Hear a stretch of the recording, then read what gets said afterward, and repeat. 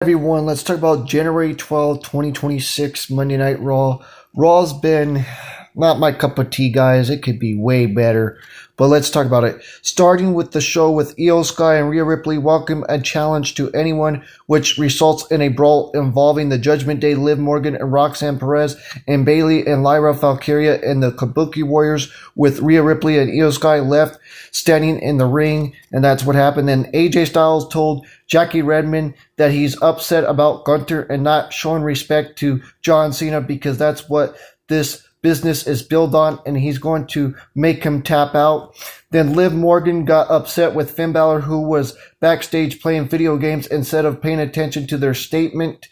Then Devon Evans defeated Bravo Americano by pinfall. Then the GM of Monday Night Raw, Adam Pearce, told Paul Heyman backstage that when Braun Breaker shows up with bad intentions tonight, he is not the night. So Heyman should tell him to turn around and go home. And Finn Balor interrupted CM Punk's promo about looking for a new challenger, but he didn't want to wrestle him in that night, as he'd rather have his title shot in the next following week, which we'll talk about that in the next review, guys.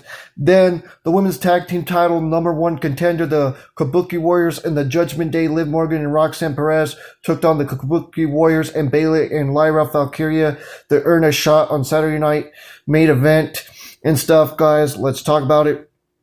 Which, we talked about that Saturday night main event already. Then Maxine Dupree says in a backstage interview response to a Becky Lynch video package promo that she's going to break Becky Lynch's ankle, and when they have their women's IC title rematch in the next following week, we'll talk about that soon. And then she also told Tozawa and Otis that they should be going for the tag titles, so they approached Jey Uso backstage to ask for a title shot, which Jey will talk to Jimmy about.